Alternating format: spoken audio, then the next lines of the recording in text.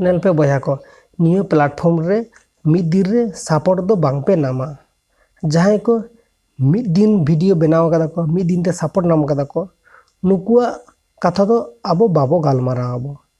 चिदा से जहां अनलाकी 13 माने मीटिंग वीडियो अपलोड कदा मीटिंग वीडियो अपलोड ते फेमस कना इन नोकाना कथा दो बांगिन ले इन दो नोडे ले आम जहां कंटेंट चेतान रे फोकस कदा जहां आमा कंटेंट अपलोड आम आमा रिन व्यूअर्स को सामने सब्सक्राइबर को लगित नुकु ओना कंटेंट तीनो इंटरेस्ट गया को ओना कंटेंट नेल रेना तीनो आको इच्छु मेना तको से आको तीनो चाहिदा मेना तको ओनाटा आम आगे बड़ा हित तमा नेल में यूट्यूब रे आम आदि आइमा रिलेटेड हॉडगेम फॉलो का को आदि आइमा रिलेटेड हॉडगेम नेल का को आदि आइमा हॉडगे आदि आइमा कथा शेयर गया को नितो धाबी हो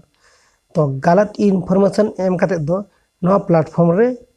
बेसी दिन टिको बांग तहे दाड़ियाम से गलत इनफॉरमेशन एम कते दो नवा प्लेटफॉर्म रे सपोर्ट एम नामा आसायाम ओना दो बांग हुयुआ आम ठेन जुदी नॉलेज मेना आम ठेन जुदी क्वालिटी मेना आम ठेन जुदी कंटेंट बनाव रेना क्रिएटिविटी मेना ताले आम दो नवा प्लेटफॉर्म रे सपोर्ट एम नामा ओना दो सारी बट स्टार्टिंग रे कनाम स्टार्टिंग रे सपोर्ट बनाम याम और जहां स्टार्टिंग रे तोरा के सपोर्ट नाम या तो उनी सला आम जुदी कंपेयरम तो मीटिंग जिनिसम नामा